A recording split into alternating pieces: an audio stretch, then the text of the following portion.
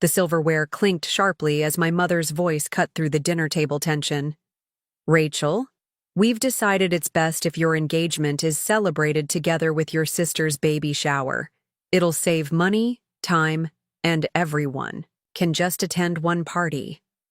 I froze, my fork hovering above my plate. Excuse me? Before we begin, drop a comment and tell us where are you from and from which city you're watching our videos.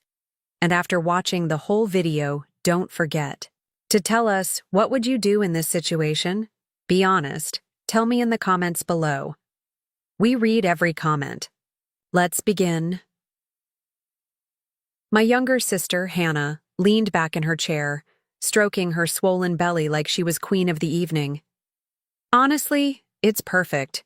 People will come for me and the baby, but at least your little moment won't get completely overlooked. Laughter erupted from the table. My aunts, cousins, even my father chuckling as if Hannah had cracked the joke of the century. I swallowed the lump in my throat.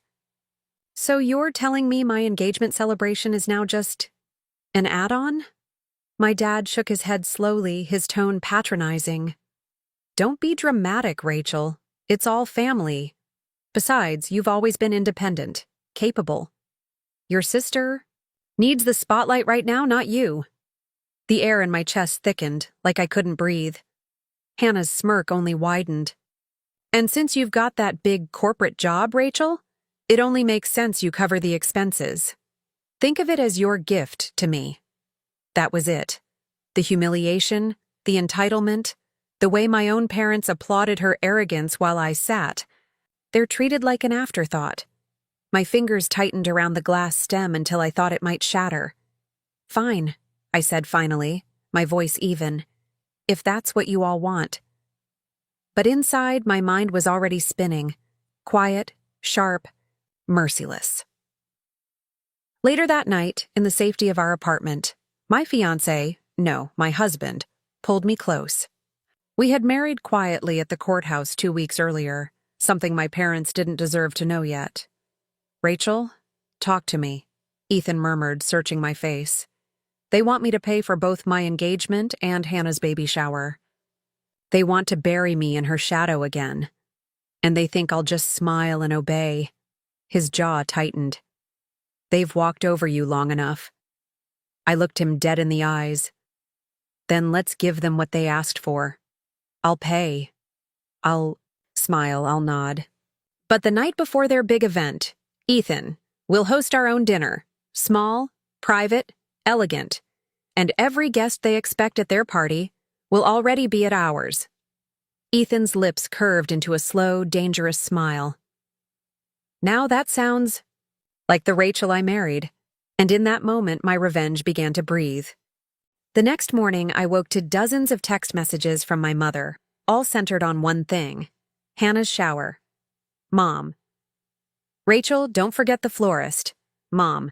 And confirm the catering. Something elegant, not too pricey. Mom. Hannah wants white roses. Don't disappoint her. Every message was an order, not a request. Not once did she mention my engagement. I sat at the kitchen table, scrolling through the demands, my coffee growing cold. Ethan leaned against the counter, arms crossed, watching me. They don't even see you anymore, he muttered. Just a wallet. I lifted my eyes, bitterness stinging my throat. Exactly. And that's why they won't see what's coming until it's too late. That afternoon, I began planning. I called the caterer my family had insisted on, but instead of booking them for the shower, I secured them for my dinner. A private dining room at the most exclusive restaurant in town. Hidden, luxurious, intimate. When the manager asked for the date, I smiled. The evening before March 12th. The exact night before Hannah's shower. By the end of the day, the reservations were locked. Invitations were discreetly sent, not to everyone, but to the people who mattered most. Family, friends, relatives, colleagues my parents desperately wanted to impress. I worded it carefully. Rachel and Ethan invite you to an intimate celebration. Dinner to share their union and future. This is private. by invitation only. The replies rolled in almost instantly. Yes, yes, absolutely. Wouldn't miss it. Meanwhile, Hannah continued posting online about her upcoming shower, bragging about her registry, acting as if she were royalty. She had no clue that the guest list she thought would clap for her would be dining with me the night before. 3 days before the events, my mother called. Her voice was sharp, impatient. "Rachel, did you book the band yet? Your sister wants live music. We need everything perfect." I pressed the phone to my ear, keeping my tone calm. "Don't worry, Mom. Everything is under control." "Good," she snapped. "Don't let Hannah down. This is the most important moment of her life.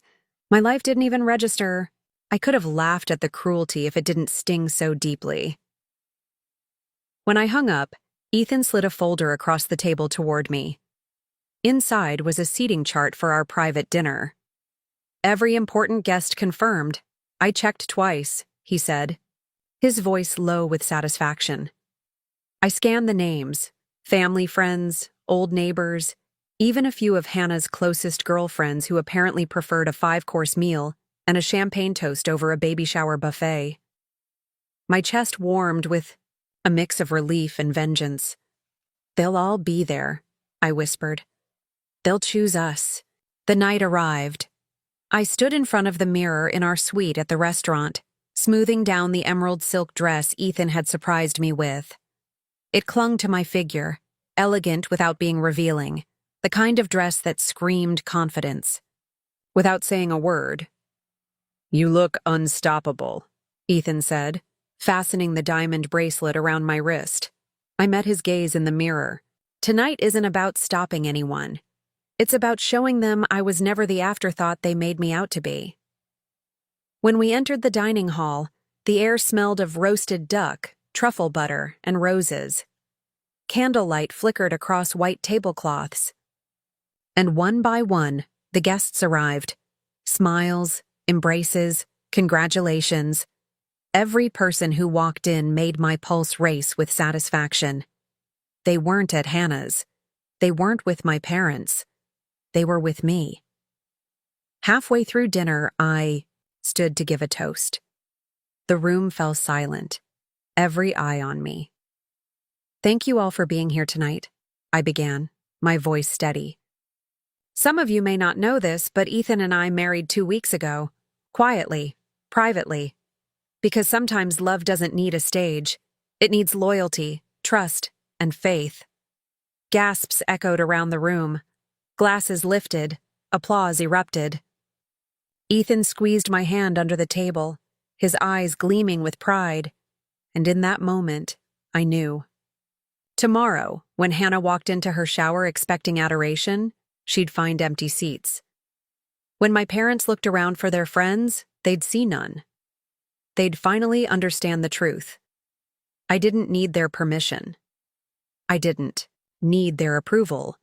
And I didn't need to stand in my sister's shadow any longer. The quiet revenge was already in motion. The next morning, sunlight spilled through the curtains of our apartment, but I hardly noticed. My phone was already buzzing nonstop. Aunt Carol. "Rachel, last night was magical. Thank you for inviting us." Family friend? Marianne. "Honestly, best dinner we've ever been to.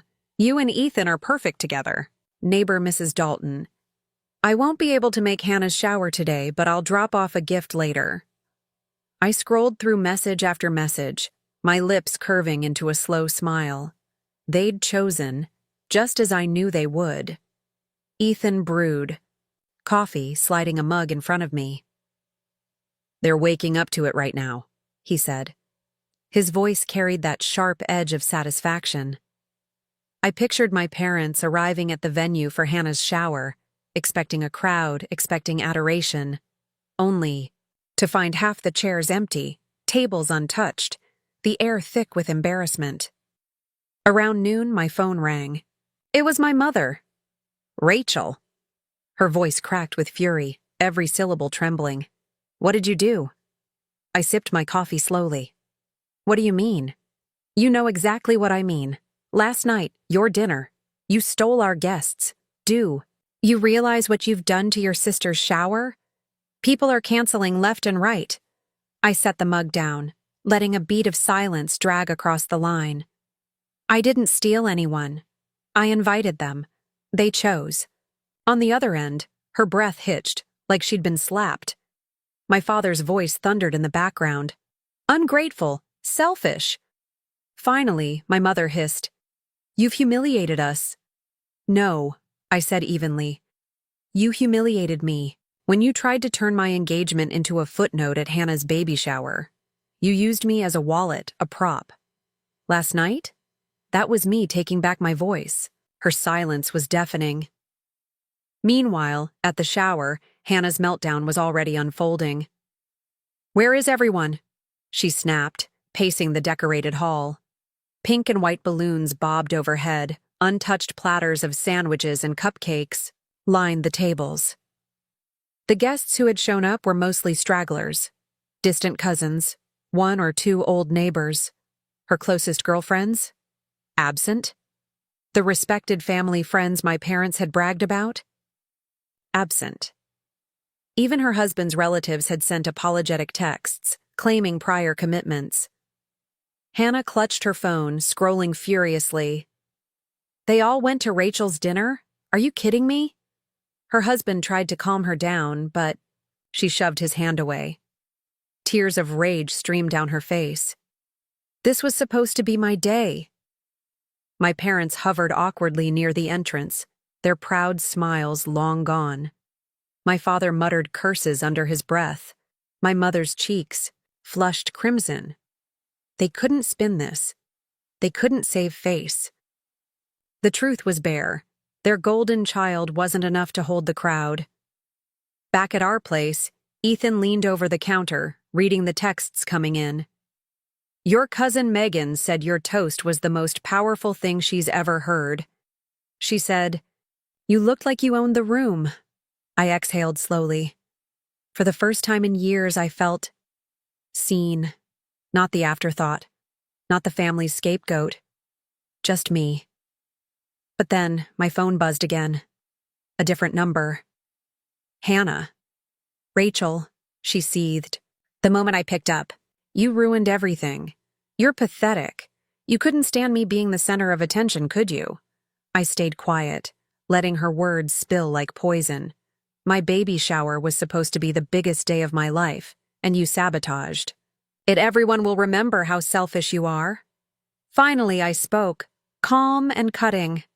"Hannah, people didn't skip your shower because of me. They skipped because they were tired of your entitlement. You've been handed the spotlight for years. Last night proved that when people have a choice, they'd rather be somewhere genuine, somewhere real, not a stage built on demands and arrogance."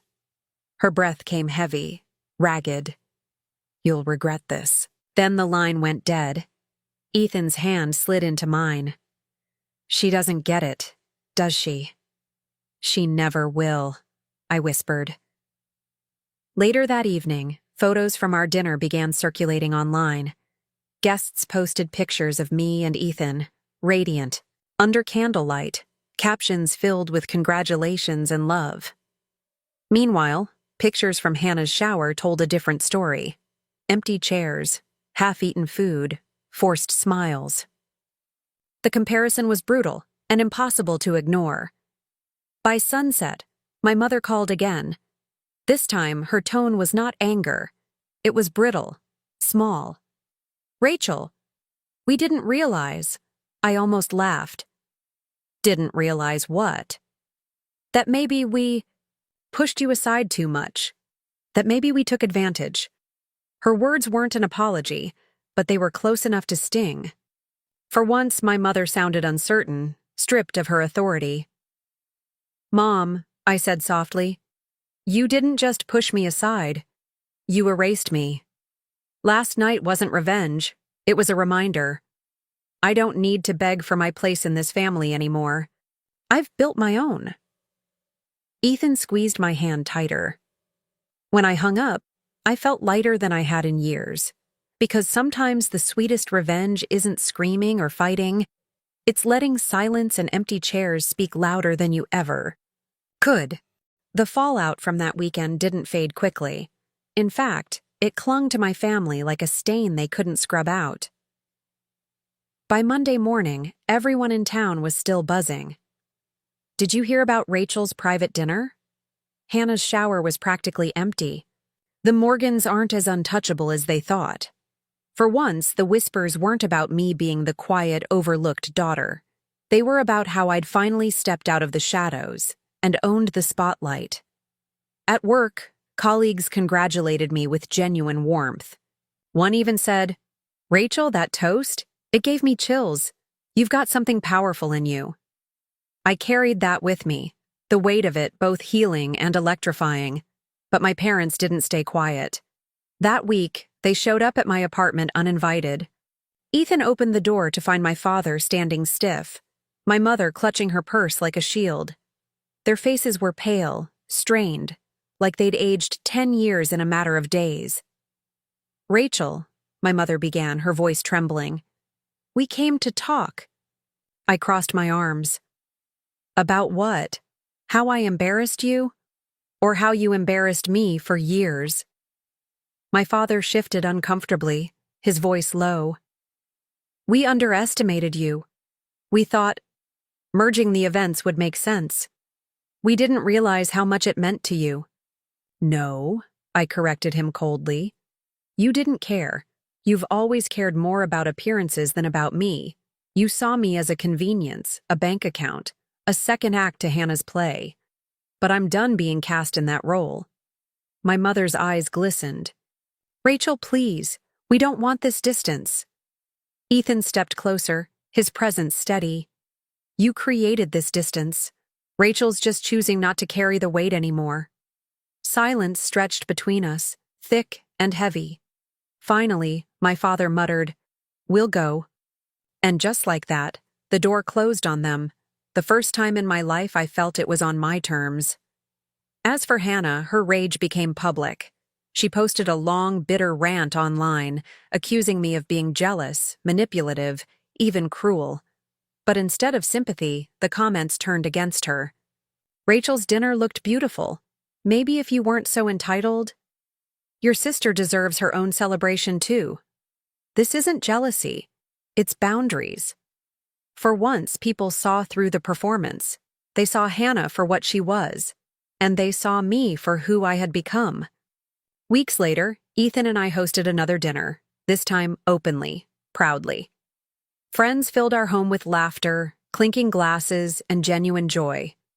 No comparisons, no guilt, no manipulation. Just us. As I stood at the table looking at Ethan, at the people who chose to be there, something inside me shifted. I wasn't the forgotten daughter anymore. I wasn't the family scapegoat. I was Rachel Morgan, wife, partner, woman who learned the hardest way possible that family can break you, but it's up to you to decide if they keep that power. That night, Ethan pulled me aside, pressing his forehead to mine. "You changed everything," he whispered. "No," I said softly, smiling for the first time without bitterness. "I just finally stopped letting them change me." And with that, I let the weight of years fall away, because sometimes the loudest revenge isn't shouting or slamming doors. It's walking away, standing tall, and watching them realize the silence you leave behind is the one thing they can't control.